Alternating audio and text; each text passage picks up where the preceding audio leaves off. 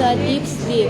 And while he was sleeping, he took one of man's ribs and then rose up to his with flesh.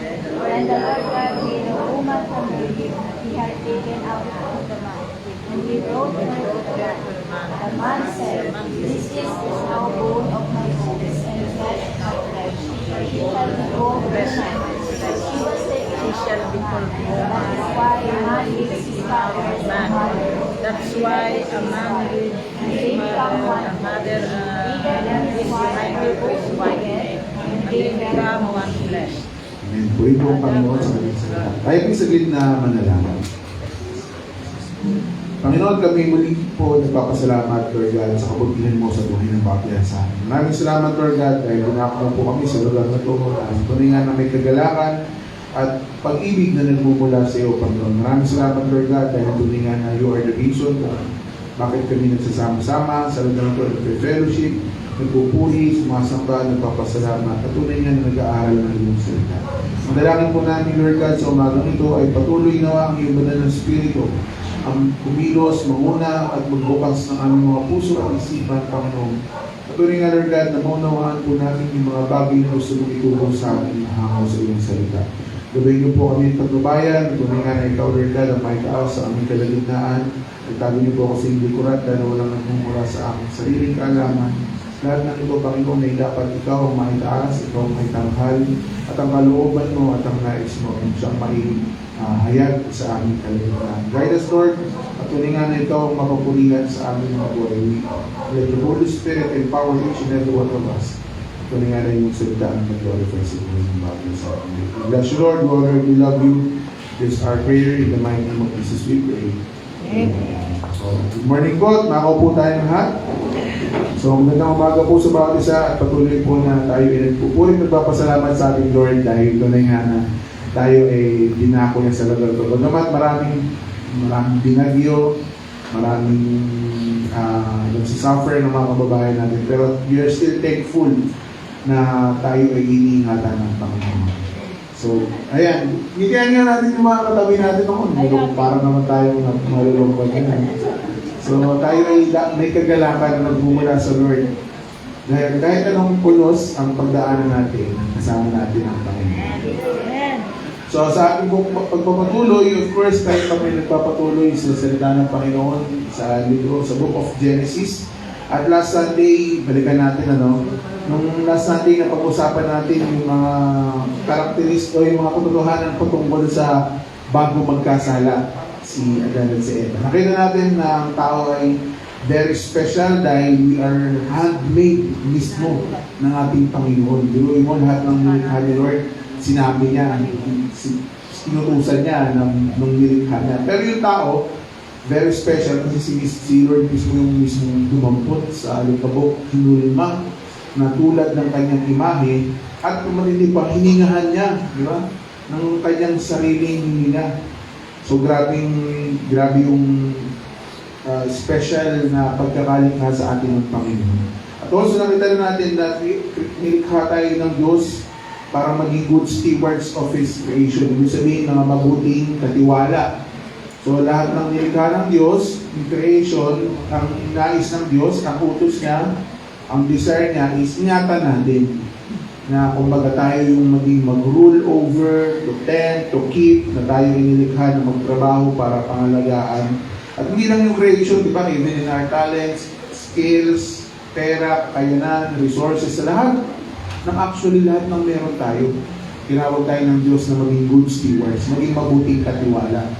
At pag tinignan nga natin yung Bible, di ba, may parable of talents na kung saan talagang tinitignan ni Lord kung paano mo ginamit yung mga pinagkaloob niya sa'yo o pinahiram niya sa'yo. Ito ba yung pinagyaman mo, pinadami mo, ginamit mo ng maigi, o itinago mo, o dinamag mo sa lupa. So we are called to be good stewards sa ating Panginoon. Also, pangatlo, nakita natin doon na binigyan tayo ng free will ng Diyos. Ibig sabihin yung free will is binigyan niya tayo ng sariling pag-iisip kung tayo ay susunod sa Panginoon or susuway. Kaya nandun yung tree of the knowledge of good and evil kasi para bigyan ng choice si Adam and Eve na sumunod sa kalooban ng Diyos, huwag kainin yung puno, tree of knowledge and good and evil, at kainin. And so, syempre, yung ginawa nila, no? Nag-disobey sila. At dahil doon, nagkasala, pumasok ang kasalanan sa lahat ng creation hanggang sa atin. And of course, maraming salamat sa ating Panginoong Hesus dahil sa pamamagitan ng ating Panginoong Hesus, binigyan niya tayo ng free will to obey Him naman. Kung sila may free will sila na dumisobey sa Diyos, ngayon, maraming salamat sa ating Panginoong Hesus sa kanyang grasya na binigyan niya tayo ng kakayanan na sumunod to freely obey God in obedience. Amen. So ngayon po umaga, sa ating pagpapatuloy, ang ibig na naman po natin is yung, kasi tapos tayo sa last week sa Genesis chapter 17. Ngayon naman po, ang focus natin ay sa Genesis chapter 2, verse 18 to 25. Okay? So, again, itong kaganapan sa chapter 2 na to ay mga nangyari, specifically on the 7th-day creation. So, specifically on the 6th day. So, babasahin sa Genesis chapter 1, verse 26 to 27. Then God said, let us make mankind in our image. Ito yung day 6, no? Sabi ni Lord sa Genesis chapter 1. So that they will rule over the fish in the sea and the birds in the sky, over the livestock, lahat daw ng hayop, lahat daw ng mga wild animals, lahat daw ng creation. Sila daw yung rule over. So God created mankind in His own image, in the image of God, He created them. Nakalagay dyan, male and female, He created them. So, ibig sabihin, nung day 6 pa lang, sa creation, nilikha na ni Lord si Adam at saka si Eve. Kasi nga, sabi ko sa chapter 1, male and female. Of course, si Adam at si Eve. At pag binabasa po natin, di ba mga nakaraang linggo, pinag-aralan po natin Genesis chapter 1. So, ano yung isang interesting doon, di ba nakita natin doon sa Genesis chapter 1, o 6-day creation, nang nililikha ni Lord ang lahat, ang lagi natin, isang interesting na nakita natin, di ba lagi sinasabi ni Lord, it is good. Di ba, so beses na sinabi ni Lord na it is good. So sa creation niya, sabi ni Lord, lahat ng habang nililikha niya, day 1, day 2, day 3, day 4, day 5. Sabi niya, it is good. Maganda. Maayos, ayon sa kanyang nais. Kumbaga, it is good. Pero nung pang-anim na araw, ayan, nung nilikha ni Lord si Adam, ano ang nakita natin doon sa binasa natin kayo sa scripture reading? Ano yung nakita ni Lord? Ano yung hindi maganda dyan? Ano yung hindi kulang? Sabi niya, sabi ni Lord, it is not good. Hindi daw maganda. Ano daw po yung hindi maganda? It is not good for man to be alone. Na nag-iisa. Diba? Sa lahat na ng nilikha ng Diyos, nilikha niya yung araw, yung buwan, yung mga tala, bilong galaxies. Sabi niya, wow, it is good. Hindi, wala palang wow. It is good pala. It is good. Tayo yung nag-wow. Wow, talagang it is good. Sabi ni Lord, it is good. Ang nilikha niya yung mga dagat, karagatan, mga bundok, diba? Yung mga kapatagan, it is good. Tapos nilikha ni Lord yung mga hayop, yung mga isda, diba? Yung mga lumilipad na ibon, yung mga pusa, yung mga aso, diba? At mga hayop, it is good. Ako sa nilikha ni Lord si Adam, sabi niya, of course, it is good. Siyempre, it is good yung pagkakalikha niya kay Adam. Pero ang sabi niya, may kulang. It is not good. It is not good for man to be alone. Hindi mabuti na mag-isa ang tao. Next slide po yan. There is a problem during creation. Noong day 6 mismo, noong pang-anim na araw, bago matapos yung day 6, sabi ni Lord, may problema. There is something that is not good. Kaya nga sabi sa Genesis chapter 2, verse 18, di ba? Sabi sa verse 18, specifically, the Lord said, it is not good for man to be alone. I will make a helper suitable for him. Nakita ni Lord, in-state ni Lord na may kulang sa kanyang creation. Nakita niya na hindi maganda or hindi mabuti na nag-iisa ang tao, o hindi maganda, hindi mabuti na nag-iisa si Adan. And lagi po natin tatandaan, we are created in the image of God, di ba? Dahil nilikha ng Diyos hango sa kanyang sariling imahe.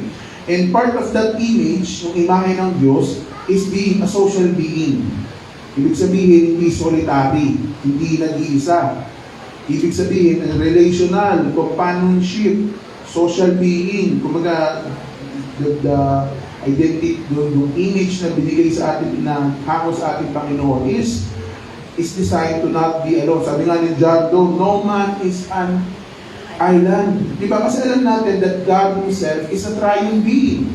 Di ba? Father, Son, and the Holy Spirit. We only have one God, but we have one God in three person. And that three person, the Father, Son, and the Holy Spirit, is in communion with one another, with in unity, and in relational person of the Trinity. At yung imahe na pinagmamahal sa atin ng ating Panginoon. Therefore, we are a social being. Ibig sabihin, nung nilikha tayo ng Diyos, kailangan natin ng companion, ng kasama, ng karamay. At ito po yung nakita ng Diyos. Kasi nga, makita lang sa edad, na nilikha ng Diyos mula sa alikabok at hiningahan niya, binigay niya ng buhay. So, anong ginawa ni Lord? Based on the scriptures, pag binasa po natin, anong ginawa ni Lord? Nakita niya ang ginawa ni Lord. Pinaharap ni Lord ang lahat ng mga hayop sa harapan ni Adan, sabi sa chapter 19. Now the Lord had formed out of the ground all the wild animals and all the birds in the sky. He brought them to the man. Pinaharap ni Lord yung mga hayop kay Adan, and see what he would name them. At kung anong ipangalan ni Adan sa kanya, sa mga hayop na yun yung magiging pangalan niya. Sabi sa verse 20, and the man gave names to all livestock, the birds, the sky, and all the wild animals. So, pinaharap sa kanila ni Lord kay Adam, sabi siya ng Adam, kalabaw, baka, manok, unggoy, di ba? Tilapia. Pinapakala niya isa-isa. Kalapati. Diba? Iniisa-isa niya. Pusa, aso. Iniisa-isa niya. Tapos nung naubos na lahat ng creation, anong sabi ni Lord? Sa verse, anong nakita natin? Verse 20, but for Adam, no suitable helper was found. Kasi nga nakita ni Lord na hindi pwedeng nag-iisa si Adam. Kaya sabi siguro ni Lord, sige, tignan mo, pangalanan mo yung mga hayop. Tapos inisa-isa niya lahat ng hayop na nilikha ng Diyos. Pero dun sa animal kingdom na yun, wala dun yung companion na suitable for Adam. Kasi of course, ibang species yun eh. Hayop yun eh, no?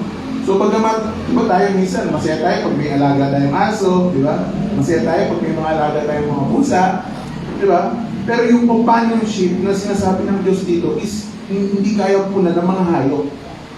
Yung companionship na sinasabi ng Lord dito is the same species, kinship, with the same communion, ang nais ng Panginoon. Again, for Adam, wala nakita suitable helper, di ba? Wala ni isa sa animal kingdom ang nababagay na makasama at makatulong ni Eden. Kaya anong ginawa ni Lord dun sa statement na it is not good for man to be alone? Ang sabi ni Lord, I will make a helper suitable for him. Since wala sa animal kingdom, gagawa ang Diyos ang suitable helper. At sa mga susunod pong passage na yan, very important, kumaga monumental sa history ng mankind. Kasi simula doon sa time na yan, ginawa ng Diyos, hanggang ngayon, buong kasaysayan ng sangkatauhan ay kumbaga, apektado. Regard, kahit hindi ka maniwala sa Diyos or naniniwala ka sa Diyos, affected ka nito. Na dito yung napakahalagang parte ng kasaysayan ng tao dahil sa mga susunod na pangyayari po sa verses na yan is God instituted marriage. It's like, yeah.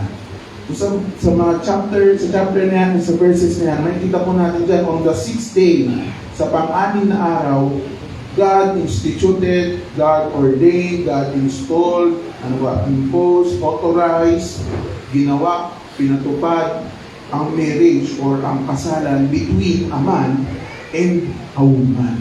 So di ba, kahit unbeliever ka, kahit Christian ka, there's always marriage. Merong mag-asawa. So ito yung reason kung bakit, actually ito po yung reason kung bakit gusto ng mundo at ng kaaway na i-disqualify, is one of the reasons. kung bakit gusto ng kaaway na disqualify yung Genesis. Di ba sabi ko nga po sa inyo, yung creation, ang isa sa pinaka-inaatake ng mga atheists, ng mga unbelievers. Kasi this is one of the reasons. Kasi malinaw na yung concept ng marriage ay hindi galing sa tao, kundi galing sa ating Panginoon.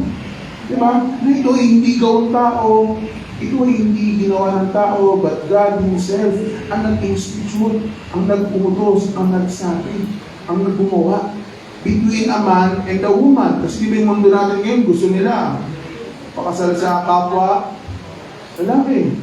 Lalaki ka, pakakasal ka sa lalaki. Di ba? Gusto sa babae. Which is gusto nilang balukutin yung katotohanan. Which is hindi nga yun yung kalooban ng Diyos. Sala yun, kasalanan yun sa harapan ng Diyos. Kasi God instituted na ang pagpapakasal ay between a man and a woman. Between sa isang lalaki at sa isang babae. Kaya yun yan, na, diba, nakita natin yun, very, ngayon, diba, gusto nilang i-push through, na ikasal sila, na magkaroon sila ng union, diba, under the name of marriage. Hindi nga pwede, kasi marriage, next slide, is a divinely instituted relationship within the bounds of human society between a man and a woman. At yan ang gustong baguhin ng mundo, ng kaaway, ng sanlibutan. Gusto nilang tanggalin yung man, the woman dyan. Gusto nilang gawin kahit sino, lalaki sa lalaki, babae sa babae. Diba? Anong sunod niyan? Tao sa hayop na. Diba? Diba sunod? Tao sa bagay. Diba? Slippery slopes. At pag hinayaan natin na baguhin yung put ng tao, yung divinely instituted relationship na yan, diba? Talagang bibidis ka rin ang society ng tao. It is God who instituted, at since ito po ay gawa ng Diyos, nagmula sa Diyos, at galing sa ating Panginoon, walang sino mang tao, okay, ang pwedeng bumaliwala, bumalik, at baguhin. So this morning, ito yung magiging focus natin. Ito yung pag-aaralan natin ayon sa Word of God at patungkol sa marriage, ang holy union between a man and a woman. At tinignan po natin based on Genesis chapter 2, verse 18 to 25. Ito sa ng Diyos, with the help of the Holy Spirit, ay maunawaan natin ang kanyang salita. Unang-una po, that God instituted marriage is number one, marriage is a complementary relationship. Ano po ibig sabihin nun? Sabi sa Genesis chapter 2, verse 18 specifically, the Lord God said, it's not good for man to be alone. I will make a helper suitable for him. Mga keywords dyan, yung helper at suitable for him. Last week, nakita po natin na tayo ay nilikha ng Diyos to be good stewards. Ibig sabihin, tayo ay ginawa ng Diyos bilang mga mabuting katiwala ng lahat ng bagay ng kanyang nilikha. So, ibig sabihin, ito yung first command niya. Di ba yung first command niya kay Adam na pagharian mo, to rule over, na ito, to work, to tend it, to take care of it. Yun yung utos ni Lord sa tao. At yun yung work o yung trabaho na binigay ng Lord kay Adam. At yung utos na yun, nakita natin na kailangan ni Adam ng helper, ng kasama. Okay? Gusto pinapagawa ni Lord na to rule over the whole creation, kailangan ni Adam ng kasama. Kailangan ni Adam na someone who will complement him. Someone na tutulong sa kanya sa pagsunod at paggawa ng nais ng Diyos. Kaya nga helper, kailangan ni Adam complementary, ibig sabihin complementary help, no? Complementary, ibig sabihin bumubuo at tutulong sa kanyang pagsunod sa ating Panginoon. Kasi kung minsan, di ba, aminin na natin mga nanay, mga mommies, mga wife, di ba pag narinig natin yung helper, di ba parang parang sa atin, di ba parang detrimental, parang ang baba, pakiramdam natin tinining na nakakababa ng pag sinabihan tayo na helper. Kasi akala natin, pag sinabing helper, tulong, kasampay, di ba? Yun yung yaya, di ba? Yun yung madalas na term na related sa atin. Kaya minsan nagagalit yung mga nanay natin, di ba? Yung mga asawa natin, nagagalit sila. Kaya minsan, sabi na sa bahay, katulong ba ako dito? Ako na lang lagi gumagawa. Diba? Yung mga ganun tayong naririnig na term. Kasi nga, somehow, akala nila na mabulang pa tao sa bahay na to, di ba? Hindi nakikita yung kalat. Ako na lang ang nakakita ng kalat. Diba? Ganun ang mamis natin. Kasi nga, mali yung pagkakaintindi natin na sa term na helper. Kasi po, biblically, pag sinabi pong helper, actually, from the Bible, pag tinignan po natin na yung salitang helper sa Word of God, ay ginagamit ni Lord, ang term na helper, ginagamit niya ni Lord madalas sa kanyang sarili. Okay? So, hindi yan katulong, hindi yan sinima, hindi yan yaya, no? Hindi yan kasambahay. Pag tinignan natin yung biblical helper, madalas na ginagamit ni Lord yan sa yung term na helper sa kanyang sarili. Alam niyo bakit? Di ba? The Holy Spirit is beautifully referred as the helper. The greatest helper natin ang banal na spirito. Kaya yung term na ginamit kay Adam na kailangan niya ng helper is similarly when he referred to the Holy Spirit. The Holy Spirit is our helper. Natutulong sa atin. So, yung helper na to, definitely, mga mamis, hindi po yan katulong, ha? Hindi yan kasambahay, hindi yan alila. Ang term na ginamit sa inyo, di ba? Grabe, similar sa banal na spirito. Ano yun? Helper. Ano yun? Because the Holy Spirit, di ba, one of the works, isa sa ginagawa ng banal na spirito sa buhay natin ay tinutulungan tayo na sumunod sa kalooban ng Diyos. Kaya tayo nakakasunod sa Diyos because of sa strength ng Holy Spirit. Sa tulong at gabay ng banal na Spirit. Diba kaya doon nagpipray tayo, lagi natin sabi, Lord, let your Holy Spirit help us. So yung term na help. Okay? So hindi to detrimental sa mga mamis natin, sa mga nanay natin. Ha? This help, yung help na sinasabi ng Panginoon is similarly referred to God Himself. Ang helper natin to obey God, to obey the design to obey the command ng Diyos kay Adam, nilikha ng Diyos si Eve to be helper ni Adam. At sa siya tutulungan to work, to tend, at pagharian ng lahat ng nilikha ng Diyos. So ano naman ang response natin doon, di ba? Sa katotohanan na yun. Now, nalaman natin that it's a complementary relationship. It is a helping relationship. You complement each other. You are helping one another na natulungan, na sumunod sa kalooban ng Diyos. Ano maging response natin, di ba? Mga mommies, tandaan po natin, mga wife, ang number one na tulong, o ang mga mommies, makinig tayo ha, mga nanay, o sabihin natin yung mga future na gustong maging nanay din, no?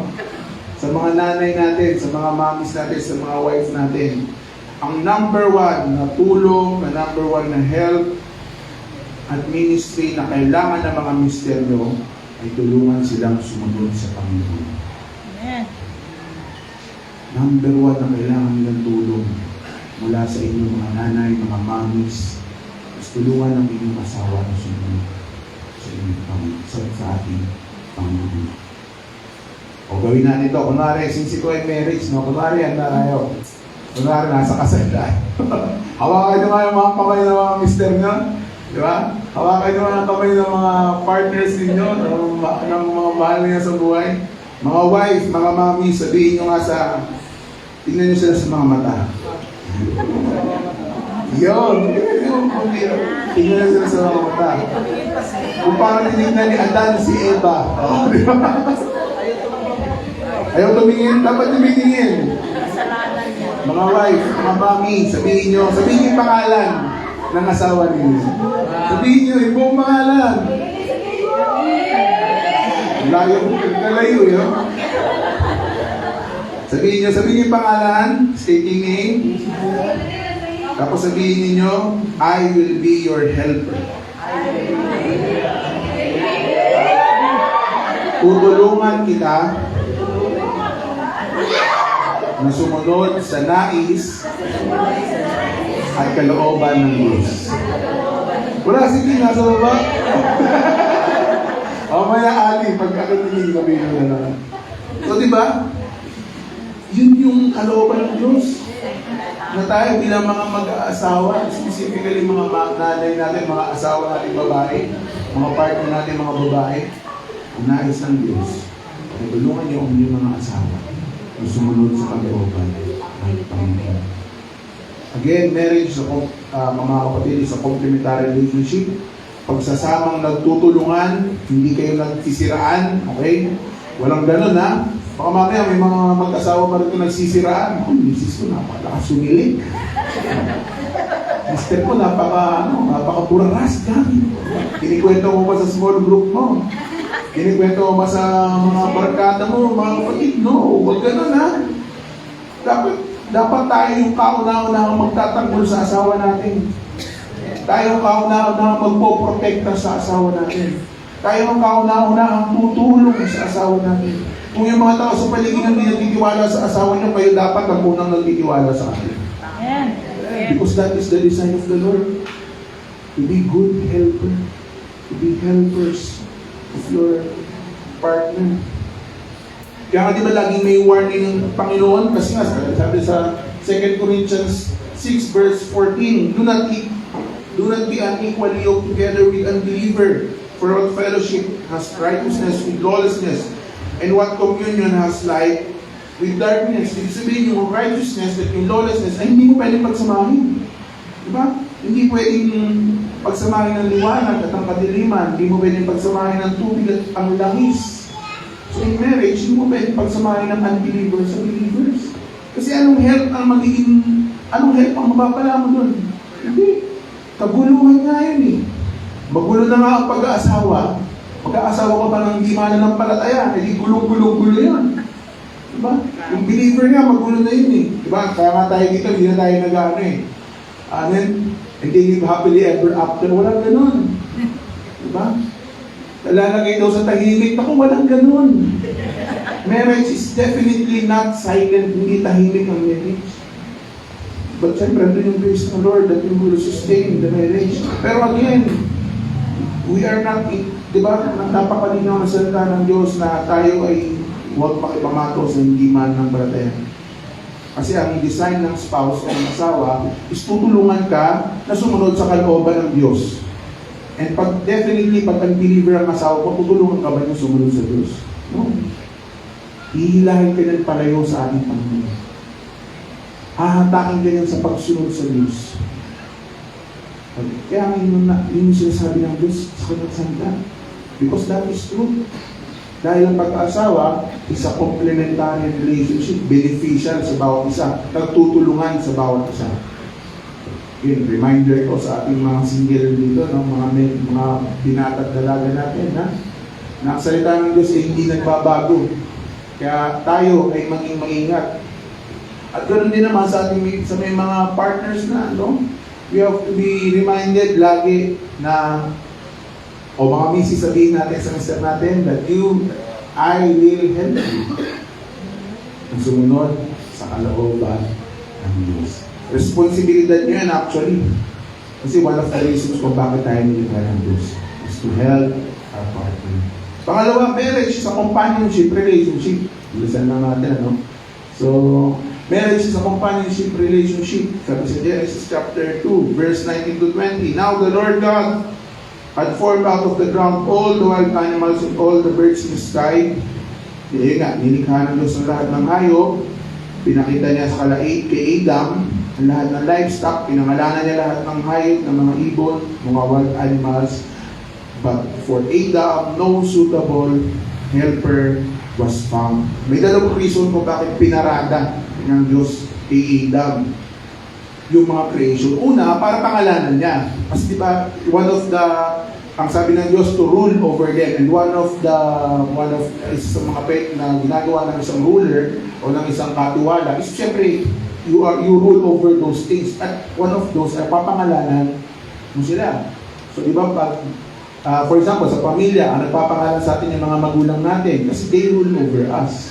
Diba? And similarly din sa ganitong situation, yung authority na binigay ng Diyos kay Adam part of that is by naming each and everyone. At kung anong tawag ni Adam, yun na yung tawag doon sa high priest. Pangalawang reason is para hanapan ng helper si Adam na kailangan niya. And of course, alam natin na wala doon yung helper. Wala doon sa mga hayop na yun, ano, na walang makakatulong doon, walang companion na makikita doon si Adam na kailangan niya. So, no, sabi niya, but for Adam, no suitable helper was found. Nakalagay din suitable. Yung sabihin, wala din yung companionship na hinahanap ni Adan.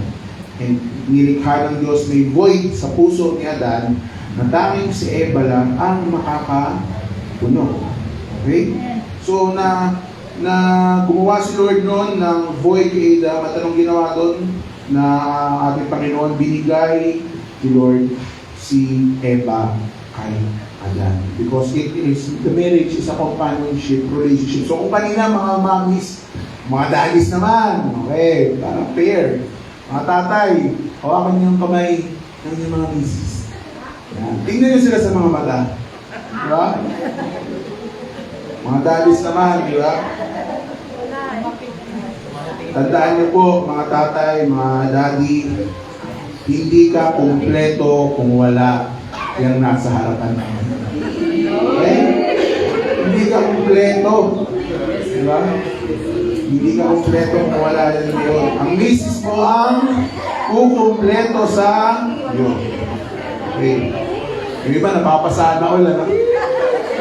So, mga tatay, mga husband, sabihin state the name of your, sabihin yung pangalan ng mga misis nyo. Dapat yung full name. Diba? State the name. Sabihin nyo, you complete me. Yan, diba? Ikaw ang kumukumpleto sa akin. Ikaw ang itinadhana sa akin. Sabihin nyo, ikaw ang perfect match para sa akin. Sabi niya, according to the word of God, you are suitable for me. Dapat hindi lang yan ngayon, ha? Baka mamaya pag-uwi sa away, nagpapangaya na naman tayo, mag-talk, diba? Dapat, kung ano yung tinuturo natin sa salita ng Diyos sa simbahan, ganun din dapat pinapakita natin sa ating mga tahanan. Diba? Para tayong nasa para tayong renewal of weddings, renewal of vows. Kasi nga, again, the marriage is a companionship relationship. Hindi lang kayo nagtutulungan, kundi kinukumpleto nyo ang bawat isa. Okay? So kung kanina nagtutulungan kayo, this time, kinukumpleto nyo ang bawat isa. Diba? Na kahit anong problema, suliran ninyo, kahit anong kakulangan, kahit anong kulang sa inyo, kahit anong wala sa inyo, basta kasama kita. Diba? Sa hirap at ginawa. Sa sakit at karamdaman. Diba? Yun yung mga, diba? Yung pangako natin sa kanila. Na hindi kita iiwan, hindi kita pababayaan. Dahil ikaw ang kalahati ng puso ko. Dahil again, ang makakompleto lang sa atin as a human being ay ang asawa natin. Siya ang suitable companion natin dito sa lupa. And again, mga kapatid, again, this is on the concept of sa mag-asawa, ang marriage na. Kung single ka, sa mga single or sa mga hindi yung boyfriend mo or girlfriend mo ang kukumpleto sa iyo, ha? Tandaan niyo po yan. You are already complete in Christ. Na kahit anong pagkukulang ng mundo ay kayang kumpletuhin ng ating Panginoong Jesus. Ang sinasabi po natin dito ay saklaw ng kasal, okay, ng marriage. So kung lalaki ka, diba? Kung lalaki ka, huwag mong ligawan lahat ng babaeng makita mo, no? Na baka mamaya ganyan ang gawin mo kasi hahanapin mo sa lahat, baka ito kukumpleto sa akin, ay hindi, ito, baka ito. No, hindi ganun. Mga pinata natin dyan, hindi ganun. Hindi tayo namimili na baka ito kukumpleto sa akin, ay hindi ito, ito, ayaw sa akin, ito. No. Mga lalaki, mga binata, learn to pray. Manalangin tayo sa Panginoon. Kasi sino nagbigay kay Eva kay Adan? Di ba si Lord? Kung sino magbibigay sa inyo ng Eva nyo? Siyempre si Lord pa rin. Learn to pray. Matuto tayong manalangin. If you really desire na magkaroon kayo ng partner, you're on your... Nasa tamang edad na kayo, baka mamaya, baka si Carl, nagpe-pray na kung hindi ka pwede kayo mag-pray, ha? No? Hindi ka pwede mag-pray nyon. Siguro si Rafi pwede na. Pwede na siguro yan. Pwede na siguro mag-pray. Pero yan si Caleb, di ba? Sam, medyo malapit na, di ba? Mag-opening prayer ka na, Sam. So learn to pray, mga lalaki. Pag-pray nyo, kasi si Lord yung nagbibigay ng tamang partner para sa inyo. And of course, ganun din naman sa mga babae, no? Para nyo lalaki lang. Diba? Mga girls, kung di namang sagutin lahat ng manliligaw sa inyo, no? Na porque walang nanliligaw, biglang may nanliligaw, kinabukasan, sinagot mo lang. No, also learn to pray. Pag-pray nyo rin sa Panginoon kung sino yung tamang tao na para sa inyo. Mga single, mga men and women, lagi nyo ipag-pray kung sino yung suitable helper for you bilang partner. Again, marriage is a companionship relationship. Nabubuo, companionship, o problema sa'yo. Pangatlo po, na may kita natin dyan, marriage is a relationship of order. Pangatlong point natin, which is makita natin sa Genesis chapter 2, verse 21 to 23, scripture reading natin kanina. So the Lord God, ang ginawa ng Diyos, pinatulog niya si Adam, deep sleep. At habang tulog po si Adam, ang ginawa ni Lord ay nagkaroon siya ng operating procedure, no? Kumuha siya ng rib sa tadyang ng lalaki at i-close up niya yung flesh. So ibig sabihin, literal talaga na kumuha. Kasi nabuksan yung flesh di ba? Sa mga medical natin dito, di ba? Pag may operation tayo, siyempre, close mo. So ibig sabihin, ito ay hindi hindi spiritual. Ito ay totoong hiwa, no? And of course, nakita natin from that rib, ginawa ng Diyos ang babae. At pinakita niya, brought her to the man. And sabi niya, Dan, sa verse 23, this is now bone of my bones and flesh of my flesh. She shall be called woman, for she was taken out of man. So, ibig sabihin po yung woman, on the original Hebrew, ang ibig po talagang sabihin niya ay galing sa man. Galing sa tao, kaya woman. Yung ibig sabihin po nun. Na ito po yung mga, and of course, nakita natin yung detailed explanation kung paano nilikha ni Lord si Eve. Na kung si Adam, galing sa nilikha si Adam sa alikabok. Ang babae naman si Eve, nilikha sa pamamagitan ng adyan. Okay? So, kaya nga sabi ni Adan sa verse 23, this is now bone of my bone and flesh of my flesh, and she shall be called woman, for she was taken out of me. Sabi sa Tagalog po ng verse 23, sa wakas, narito ang isang tulad ko. Sabi ni Adan, laman ng aking laman, buto ng aking buto, babae ang tatawag sa kanya sapagkat sa lalaki siya'y kinuha. At of course, yung verse po na yan, napakadami pong implications po ng verses na yan. Actually, sa mga wedding, sa mga kasal, din po yung madalas na ginagamit or laging ginagamit ng mga ministers, no, na kung paano isang marriage ay ayon sa design, ayon sa order, sa pamamagitan ng process ng pagkakalikha kay Eve. At isa po dyan sa may team na makikita po natin sa mga verses na yan is everything is in order. Ibig sabihin, may order ng pagkakalikha kay Adam, tapos pagkakalikha kay Eve, may order kung paano sila pinagsama ng Diyos, may order kung paano sila nagkakilala, nakakamilika. And therefore, marriage is a relationship of order. Ibig sabihin, sa kasalan, may order, o sa isang pamilya, sa isang mag-asawa, may order tayong susunod. So, hindi lang labo-labo. Di ba napakahalaga sa isang actually, kahit hindi lang sa marriage, di ba? Kahit saan, kailangan ng order. Sa kumpanya, kailangan ng order. Sa trabaho, sa school, kailangan ng order. Sa simbahan, kailangan ng order. Sa gobyerno, kailangan ng order. Di ba? Anything na na involved ang tao, kailangan may order. May tama pagkakasunod-sunod, may kaayusan, may sistema, diba? At kung paano ang isang bagay or isang pamilya ay nagpo-function. So next time, meron po tayong illustration dito ng biblical order of a family. So nakita po natin dyan na tulad dito sa umbrella. Ibig sabihin, yung umbrella, nasasakop. So of course, we all know that we are under God, under Christ, under the Lord. Diba? Si Christ is the umbrella na sumasakop sa ating lahat. Tayo ay, once na tayo manampalataya sa ating Panginoong Jesus, tayo lahat, ang buong pamilya natin, Christ will be the head of our family. He is the center of marriage. Diba? Through Christ, kaya nakalagay dyan sa Colossians 2 verse 9, that Christ is the fulfillment of the Godhead. And the church, the bride of Christ, is the fulfillment of Jesus Himself. Sa Ephesians 2:23. So, ibig sabihin, si Kristo ang naghahari. He is ruling over all families. Okay? At ito po yung mga kapatid, kaya napakadaming problematic na pamilya ngayon, kaya napakadaming problematic na mag-asawa ngayon, kasi wala ang Panginoong Jesus sa kanilang pamilya.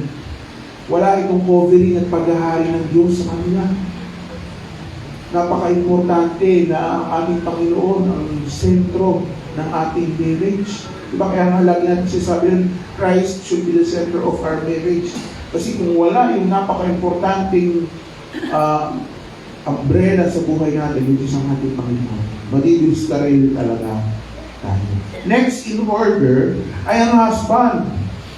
So ang lalaki, no? At ang lalaki, ang role natin is to protect, to lead, and to provide for our family. So alam natin that Christ is the head of every man. At sa order ng marriage, ang head ng babae ay ang lalaki. Ang head ng lalaki ay si Kristo. Okay? Ang head ng lalaki ay si Kristo. Ang head ng babae ay ang lalaki. In short, ang leader ng pamilya ay ang lalaki. Okay? That is the natural order ng Diyos. Biblical order ng Diyos. Sabi nga sa 1 Corinthians 11 verse 3. Meron ba dyan?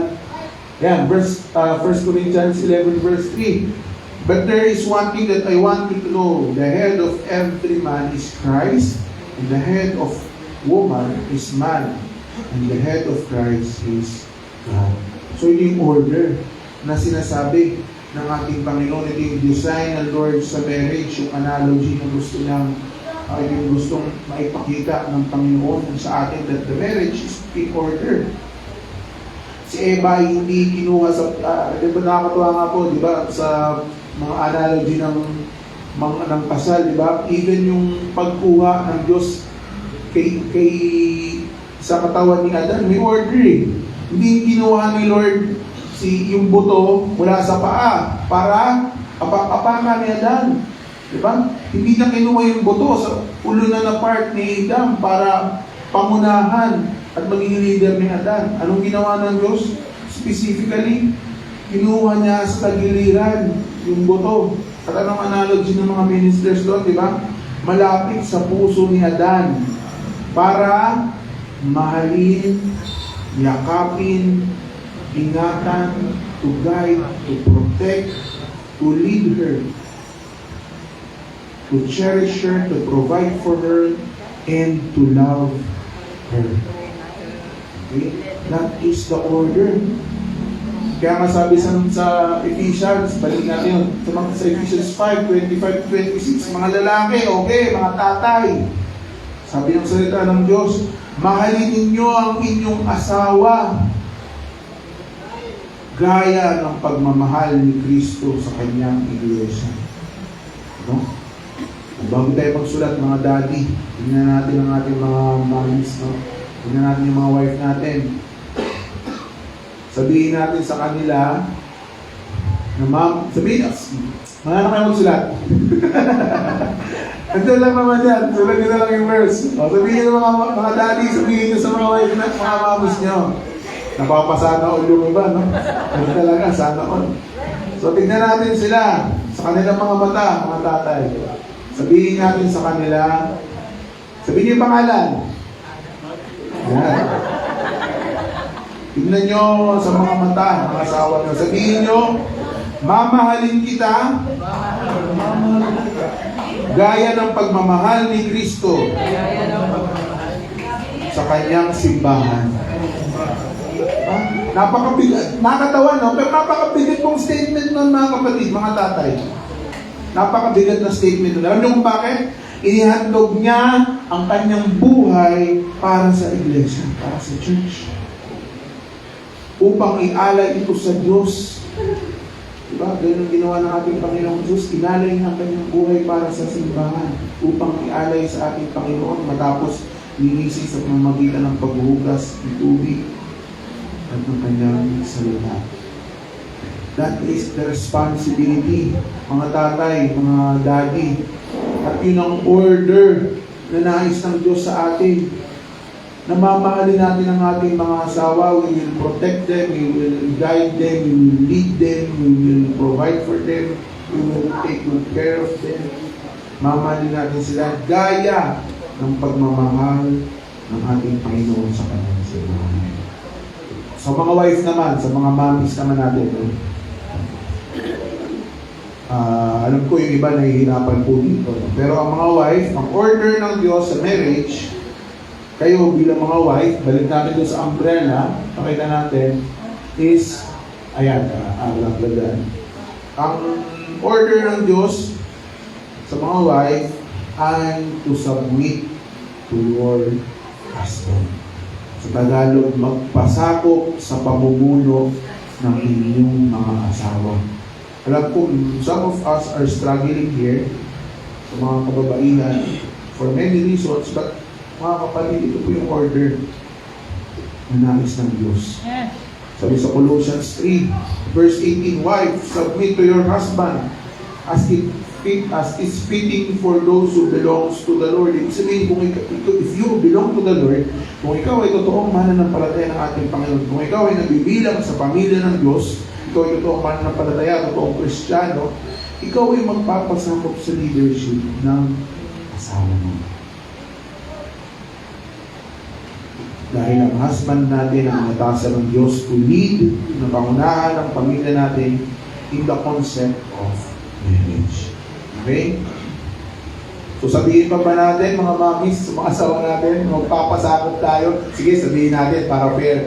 Mga mamis, tingnan niyo yung partner ninyo. Sabihin niyo yung pangalan nila. Sabihin niyo, ako'y magpapasakop sa iyo. Yung iba biglang may nag-text, no? Biglang hindi nabulunan, no? Pero yun ang nais ng ating Panginoon. And of course, our family, ang pamilya po natin ay magiging harmonious, magiging maayos. Pag itong order po na ito ay sinusunod natin. Pag nakikita natin na ang pamilya natin ay pinauunahan ng tatay na may takot sa Diyos, tamang pag-lead sa kanyang pamilya, di ba? Pag nakikita natin na ang tatay ay talagang mahal na mahal niya ang kanyang asawa, di ba? Pag nakita natin na ang mga asawang babae marunong magpasakop sa kanilang asawa, napakaganda ng pamilya.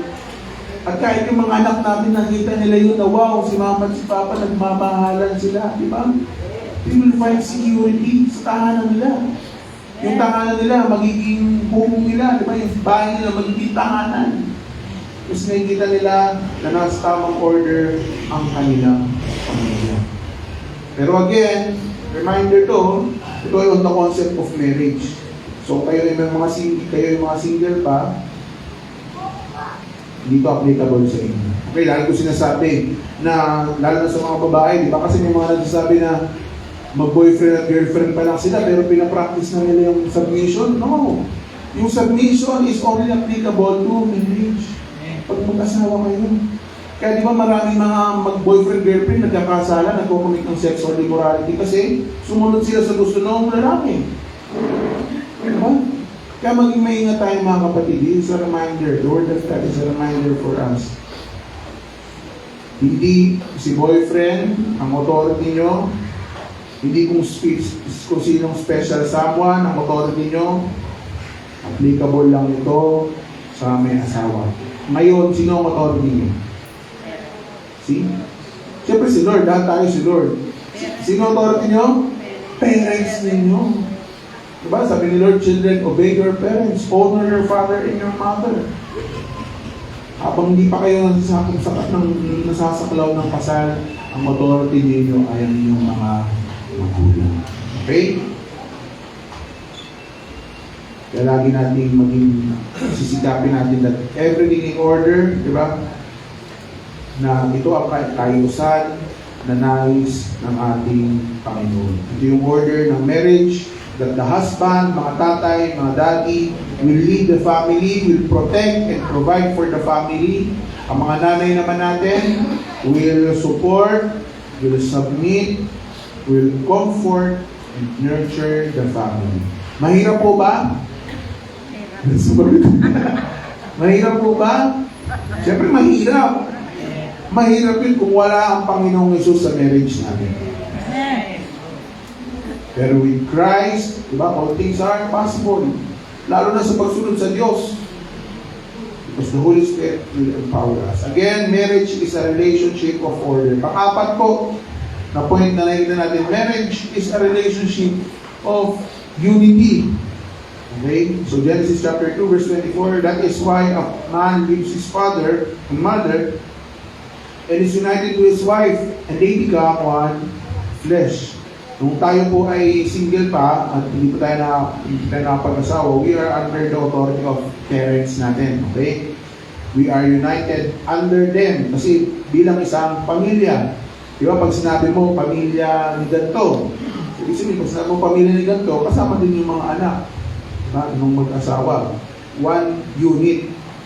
At kumbaga one core unit, di ba sa nation, community, family is the base unit. At makita po natin doon sa kanina sa picture na we are under the umbrella ng ating tatay.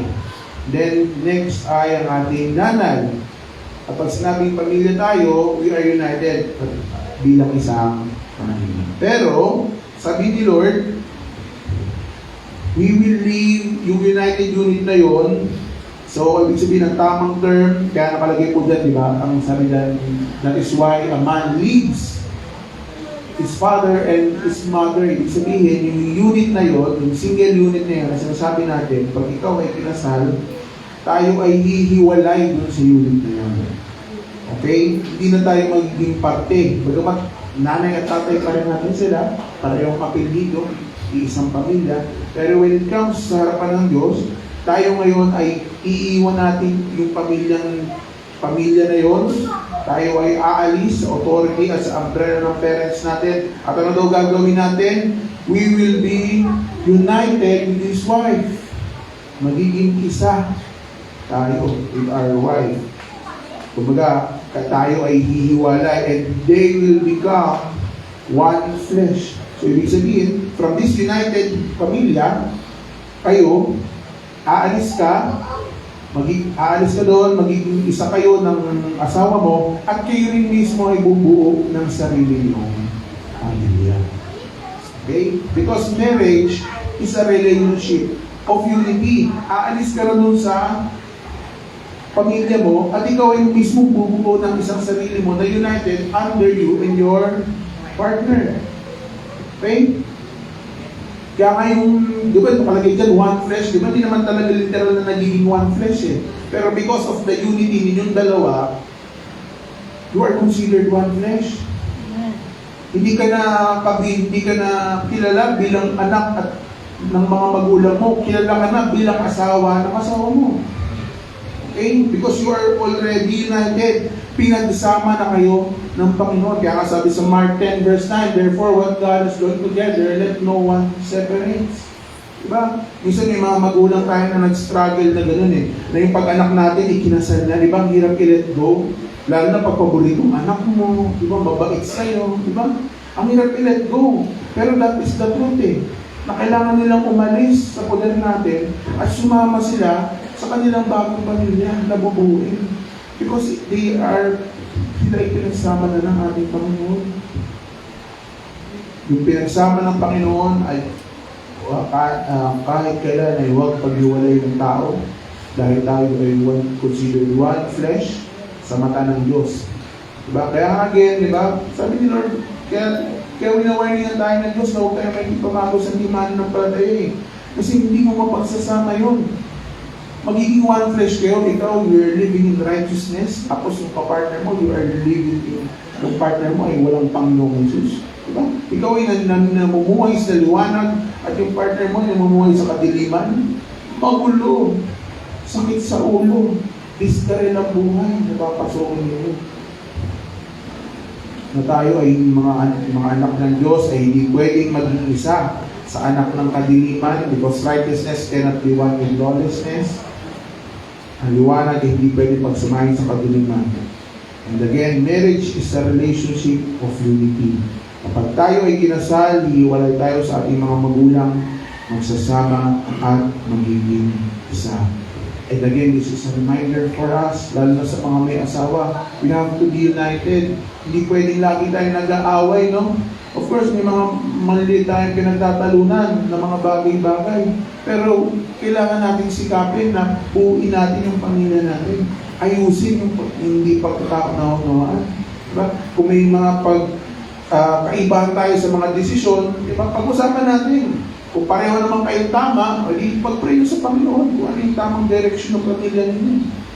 Kung may mga pagdidesisyon na kayong malalaking bagay, kayong dalawa ang magdesisyon. Hindi pwedeng ako masusunod kasi ako lalaki. Diba? Sabi ni Pastor Dan, submit nung mag-submit ka sa akin. Diba?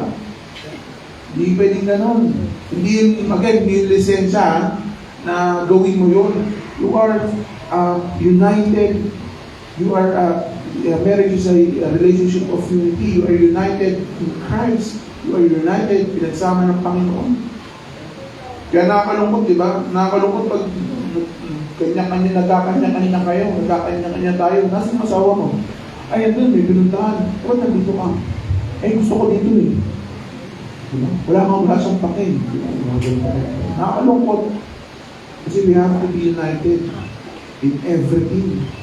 We are united in as one flesh. Next po, since limited ang oras natin. Number 5, last point natin. Marriage is an intimate relationship. Sabi po dyan sa Genesis chapter 2 verse 25, Adam and his wife were both naked and they felt no shame. Though sila ay naked physically, hindi sila nakaramdam ng kahihiyan. Of course, alam natin ang kahihiyan ay result ng kasalanan. Pero yung they are both naked, di ba? Ibig sabihin nun, they are intimate in relationship. And very close, di ba? Very private, very personal relationship nila. At kasama po yun sa marriage, mga kapatid. Yung intimacy between husband and wife. Okay? So ito pong intimacy po na to, hindi lang to physical intimacy. Sa lahat ng aspeto ng buhay natin, we will have intimacy sa partner natin. Di ba? Marriage requires physical, emotional, and spiritual intimacy. Una, physical intimacy. Alam natin yan. That they felt no shame dahil they are intimate, that they are part of marriage is procreation. Alam natin yon na part of marriage is to have sexual relationship. So again, warning to sa mga singles natin, mga binata at dalaga natin, mga kapatid, makinig po tayo. Ang sex po ay hindi kasalanan dahil regalo po ito ng Diyos on the concept of marriage. Okay? Ito ay binigay ng Diyos, regalo ng Diyos sa mag-asawa. At pwede mo lang itong gamitin, gawin, buksan, i-enjoy sa iyong asawa at tanging sa iyong asawa lamang.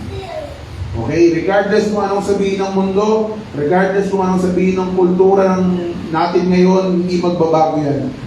Sex is a gift from God for marriage. Maging malinaw po sa atin yun, ha? At of course, pag ginawa po natin yan outside marriage, diba? Kasalanan sa ating Panginoon. Dahil yung physical intimacy na dinisenyo ng ating Panginoon, na regalo ng Diyos, ay to be cherished at to be enjoyed on marriage. Kaya di ba utos ng Diyos sa kanila, magpakarami kayo. Ibig sabihin, sabi ni Lord, magkaroon kayo ng physical contact, ng intimacy. Magtabi kayo. Di ba? Because that is the gift of marriage. Sa mga single, ang sabi ni Lord, no, abstain from any sexual immoralities. Diba? At sabi niya, kung hindi talaga matiis, mag-asawa kayo. Diba? Because yung physical intimacy can only be enjoyed in the concept of marriage. Pangalawa, emotional intimacy. Of course, di ba, very strong and intimate emotion natin na dapat sa asawa lang natin pinapakita yung emotion natin of love for our partner, we cherish at pinaparamdam lang natin dapat sa asawa natin, di ba? At ang asawa lang natin ang mamahalin natin. Kasi pag may di ba kayong minahal na hindi nyo asawa, adultery yun, kasalanan yun sa Diyos. So ang mamahalin mo lang ay ang iyong asawa, ang iyong partner. So again, hindi ka pwedeng magkaroon ng emotional intimacy sa hindi mo asawa. Diba? Diba? Dahil pag nangyari yun, anong bunga nun? Emotional heartaches. Diba? Ilang pamilya ang masisira. Diba? Mga tatay, mga husband, magaling po tayo. Sa buong buhay ninyo, hanggat nabubuhay po kayo, ang mamahalin nyo lang po na tulad ng pagmamahal ng ating Panginoong Hesus ay ang asawa niyo. Okay? Mga nanay, mga wife, sa buong buhay mo, ang i-honor mo lang ng tulad ng pag-honor ng church kay Kristo ay ang asawa mo. Dahil yung emotional intimacy na design na binigay ng Diyos ay only for marriage. Pangatlo na intimacy, spiritual intimacy. Napaka-importante po nito na habang tayo po ay lumalago sa ating pananampalataya, na habang mas lumalalim yung pananampalataya natin, mas lumalago tayo sa buhay Kristiyano, na habang tayo ay natututo sa mga katotohanan ng Diyos na tinuturo na sa buhay natin, napaka-importante po na sinishare po natin yung sa ating partner. Okay? Na ibinabahagi natin sa kanila yung mga pinagdadaanan natin emotionally. Sa asawa tayo unang naglalabas ng saloobin natin. Kaya kanina, di ba, sabi mo, nakakalungkot na nalalaman mo pa ng ibang tao yung problema niyo sa bahay. Dapat lahat yun, i-open mo sa asawa mo. Lahat ng mga struggles ninyo, kayong nag-uusap. Diba? Love, nag-i-struggle ako sa paghiling mo. Diba? Diba, love, nag-i-struggle ako sa pagkakalat mo. Diba? Love, tinuturuan ako ng Panginoon na maging patient kasi naiinis ako sa iyo eh. Diba? I-open nyo yun. Yung growth natin, di ba? Alam mo, tinuturuan ako ng Panginoon na mag-persevere kasi sa pinagdadaanan ko sa iyo, sa consumption ko sa iyo, di ba? Sabihin nyo. Because spiritual intimacy is very important in marriage. Hallelujah. Na napakahalaga yun na bago tayo magkaroon ng accountability sa ibang tao, lagi po ninyo tatandaan, ang number one accountable sa inyo ay ang asawa ninyo. Bago kayo magkaroon ng small group, bago kayo nagkaroon ng accountability sa mga fellow women ninyo, mga accountability sa mga kapwa nyo lalaki, ang number one accountable ninyo ay ang partner ninyo. Yes. So dapat sa kanila nyo unang sasundin yung problema nyo. Sa kanila nyo i-share, di ba sasabihin pa natin, hindi naiintindihan ng mga babae yung problema natin. Di ba? Sabihin pa ng mga lalaki, hindi naiintindihan ng mga lalaki yung problema natin. Eh, paano nga hindi nagkakaintindihan, hindi kayo nag-uusap? Di ba? Eh, kung pinag-uusapan nyo to, na, alam mo ha, talagang punong-puno na ako. Pero dahil mabuti ang Panginoon, tinuturuan niya akong dagdagan pa yung salot ko dahil sa iyo. Di ba? Pag-usapan ninyo kung ano yung mga tinuturo, mga spiritual learnings, mga katotohanan na itinuturo sa atin ng Panginoon. Kasi again, we are considered one unit. At kung ano ang tinuturo ng Diyos sa iyo, malamang tinuturo din sa asawa mo. Kasi you are one flesh. Yung malamang yung problema nandun sa isa. Diba? Yung solusyon, malamang nasa kanya rin. Because you are one flesh in the eyes of the Lord. At yun ang design ng Panginoon. Again, mga kapatid, ng number one, numero uno, accountable sa atin spiritually, ay ang mga asawa natin. Third na lang yan, fourth na lang yung mga kapatid natin dito sa simbahan. At ang number one accountable sa iyo ay yung partner mo. Tapikin mo nga yung asawa natin, tapikin mo nga yan. Grabe lakas. Ang lakas naman ng tabig, no? Tapikin natin sila. Sabi nyo, accountable ako sa iyo. Diba? Accountable tayo sa bawat isa. Accountable ako sa iyo spiritually. Kaya learn to be bago natin sabihin sa kung kanino, bago natin i-share sa ibang tao, learn to share it to our husbands and wives. Tapos pag share nyo, pag-pray kayo, pag-pray nyo. Diba? Pareho kayo lumuhod sa Panginoon. Panginoon, nandito po kami dalawang mag-asawa, lumalapit sa iyong harapan. Hindi kami magkasundo. Pareho kami matigas ang ulo, pero mas matigas yung misis ko. Hindi kasi. Diba? Ako sabi na mismo, hindi po Lord, siya po talaga yung mas matigas ang ulo, kulit nito eh. Sabi na nga nung yun, di ba? Away na naman yun. Away ulit kayo, o di lapit ulit kayo, Lord, pag-aaway na naman kami, Lord. Tulungan mo po kami, ang solusyon na to. Kasi sa aming sarili, di namin to kaya. Pero sa tulong, sa gabay, at sa pagdubay ng Panginoon, tutulungan mo kami. That is spirituality kasi. Babasa kayo ng Bible, di ba? O di ba, sabi ni Lord, magpasakop ka. Sabi sa second, di ba? Hindi ganun, ha? Learn to have spiritual intimacy with your spouses, with your partner. And again, in our conclusion sa ating pagtatapos, this is the design ng Lord sa marriage, sa pag-aasawa. Ginoon yun, even in creation, inilikha pa lang ng Panginoon, ng Diyos, ang lahat ng salita ng bagay sa libutan. In-ordain, orchestrate, instituted na ng Diyos ang marriage. Dahil ganun kahalaga yun. Dahil from that time to generations to generations to generations to countless generations at hanggang ngayon, napakatotoo ng mga katotohanan ng salita ng Diyos patungkol sa pag-asa. Natawa tayo bilang mga mananampalataya, ito yung sa tulong at sa kapangyarihan, sa help ng Holy Spirit, our great helper. Ito ay sikapin natin sundin, gawin, at ipamuhay sa ating mga pamilya. Tayo po lahat ay tumayo. Tayo po ay nalangin. Panginoon, muli kami nagpapasalamat, Lord, sa araw na ito na pinagdala po sa akin. Maraming salamat, Panginoon, sa iyong salita na aming narinig. Patunay nga, Panginoon, na ikaw, Lord God, you were the one who instituted marriage. Hindi ito gawang tao. Ito, Panginoon, na ikaw ang naglikha. Ikaw ang nag-ordain, ikaw ang nag-institute.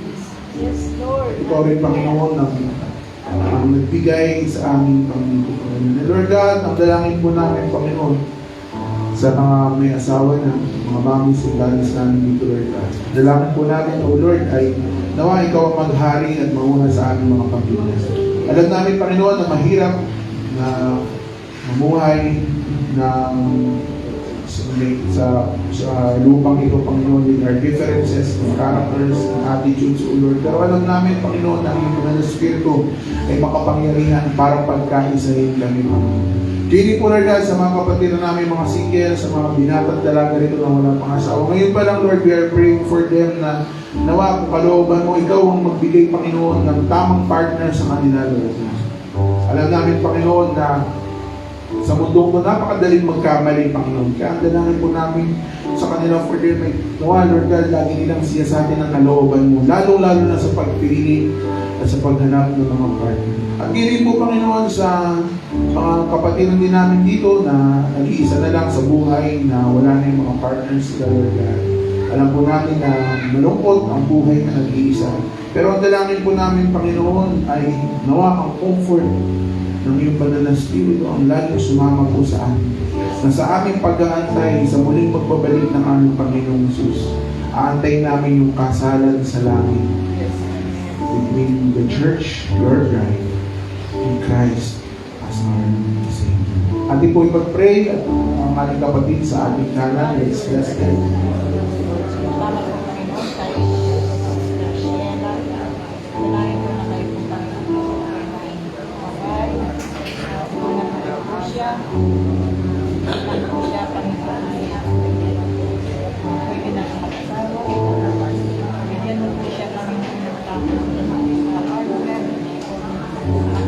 isa lang yung nagkaluan siya. Salamat po sa buhay niya, pagpalain niyo po siya. May po ang kasama. Magtatrabaho, pamilya, pagpalain niyo po siya. Tulungan mo po siya pagtiwala sa inyo. Ay, Diyos ako. Let's also pray for our brothers and sisters sa ating Panginoon. Salamat po sa inyo pagpalain niyo siya. Si Ate, salamat po sa inyo. Doon nga Panginoon na tayo bilang nag-iisa rin po siya, Panginoon. Kayo lang po ang kanyang isama. Plano niya, kanyang plano sa kanyang buhay. Mahalo po siya, Panginoon. Dahil siya pa may balo na, natuloy na mahalo po siya ang area ng kanyang kalipay. Katuban mo po, Panginoon, ang magalingin na po siya. Kalakan siyang muli. Magagalan po niya. Lalo pa siya makapaglingkod sa inyo kapag siya po ay Panginoon, muli kami nagpapasalamat sa kabutihan mo sa buhay namin, Lord God, as we sa aming sandaling paghiwa-hiwalay. Ang dalangin po namin, Panginoon, ay nawa, ikaw, Panginoon, ang maghari sa bawat pamilya ng simbahan ito, Lord. Hindi namin isa-isa ng mga pamilya ito, Lord. But Lord, we pray that each and every families of this church, Lord, ay pagpalain mo, Panginoon. Bless us, Lord God, ng pag-ibig na nagmumula sa inyo, napunuin niyo po yung aming mga tahanan ng pag-ibig, ng kapayapaan at kagalaman na nagmumula sa iyong Panginoon. At nawa ang bawat tahanan, Panginoon, ay mamuhay ng nangayon sa iyong kalooban, Lord God. And once again, this is our prayer. We declare that we love you, Father God, we love you, Jesus, we love you, Holy Spirit, and we love one another. This is our prayer. In the mighty name of Jesus we pray. Amen. Sabi po ng bawat sa, pagpalain po tayo ng aming Panginoon.